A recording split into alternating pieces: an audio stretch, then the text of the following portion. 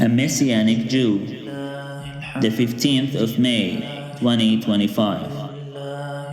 A Messianic Jew is a Jewish individual who follows Jesus. My fellow believers from all over the world, Jesus' followers, Christians, my brothers and sisters, Shalom. I wish to open this message by saying that for the time being my identity is completely irrelevant, but I want to assure you that I am as real as it gets, and so is my following message. I believe the time has come to cut the charade and openly say what had to be said sooner or later. And since there seems to be no volunteers out there, I've decided to pick up the gauntlet and say it myself. Both Jews and Christians are making a colossal mistake, a mistake that leads billions of followers through the wide open gate and onto the path that ends in a very bad place. The Jews are named God's chosen people by God Himself and in the Bible. As an Israeli Jew, I believe I'm qualified to let you in on a secret about my people, the Jewish people in Israel. But before I do that, I just want to remind you that you are in no position to judge me. So do not hold against them what I'm about to say. Based on over 40 years of living among them, it is my honest opinion that Israeli Jews who identify themselves as God-fearing and Torah-observant consider their collective title, the chosen people, as a form of advantage over other religions and nations. This absurd disposition creates a two-pronged negative effect. A spiritual distance is formed between the Jews and the Gentiles, and the wall of division that separates them expands, keeping their isolation in check, and hinders the forming of the one new man. The divine and powerful union between two different people with one very similar faith. But this message isn't about the Jewish people and their ways, however relevant it may be to my topic today. This message is all about you, Christians, God-fearing men and women, Yeshua's, Jesus' followers from all the different nations. Where are you heading? What is your contribution to the one new man and the inevitable union between the Jews and the Gentiles? You cannot claim to follow the Jewish Messiah and pretend the Jewish people don't matter. Yes, I know, the Jewish people have isolated themselves. They have created the distance. They started it. But you can't blame a blind man for going astray.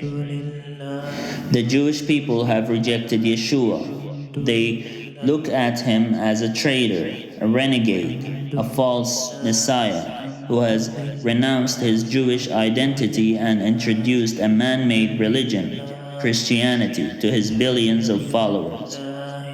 Once again, you must not hold this misconception against them, because their confusion and blindness are not a mistake, but rather a part of God's immaculate plan. Prophet Isaiah was instructed by God, "Go and tell this people, be ever hearing, but never understanding, be ever seeing, but never perceiving. Make the heart of this people calloused, make their ears dull, and close their eyes. Otherwise they might see with their eyes, hear with their ears, understand with their hearts, and turn and be healed." Isaiah chapter 6, 9-10. So are we supposed to conclude from reading these scriptures that God strives to keep His people away from learning the truth and from spiritual healing? Absolutely not. As the following verses show, there is an expiration date for this state of spiritual numbness.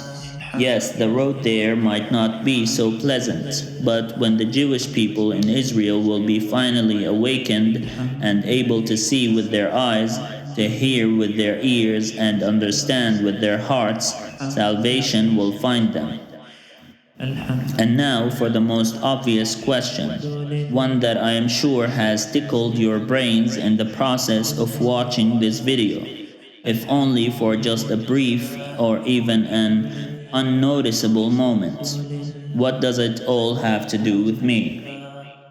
Why should you, a Christian, be even slightly concerned with the fact that the Jewish people rejected Yeshua, Jesus, thousands of years ago and still despise him today? Why should you even care? Well, you see, faith is a gift and it is given by grace. You do not choose to own it, and you cannot earn it based on your merits. Yeshua told his disciples, "You did not choose me, but I chose you." John chapter 15:16. So, all of us were chosen to follow him. God has planted the seed of faith in each and every follower of Jesus. If we water and nurture the seed, it grows into a tree, and the tree will bear fruit at some point. That is the purpose of faith, to bear fruit. Without fruit, there is no meaning to faith. Yeshua did not choose his disciples to be people of faith so that one day they'll die and be buried with it. He chose and appointed them to bear fruit.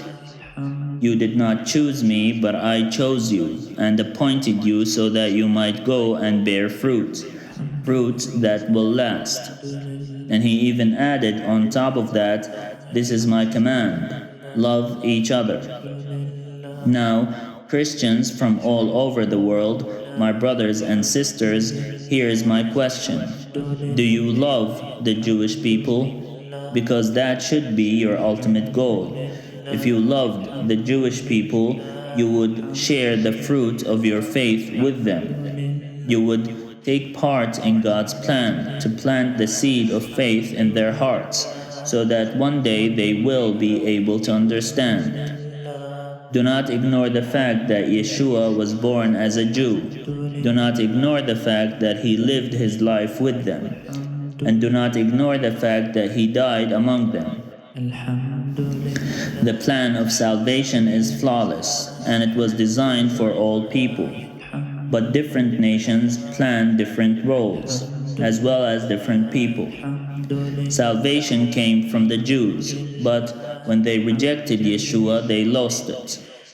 Christianity has built its foundation on the teachings of the Jewish Messiah and embraced the message of salvation that Yeshua delivered. But as long as Christians keep the fruit of their faith to themselves, Christianity will head nowhere. Messianic Jews and Christians must unite for the sake of the world. The plan of salvation will never be whole before it comes back to where it was. Christians from all over the world, it is your holy duty to plant the seeds of your faith in the land of your Messiah and Savior, so that one day, not too far away from now, Jews and Gentiles can finally stand united in Jerusalem and declare it together. Blessed is he who comes in the name of the Lord.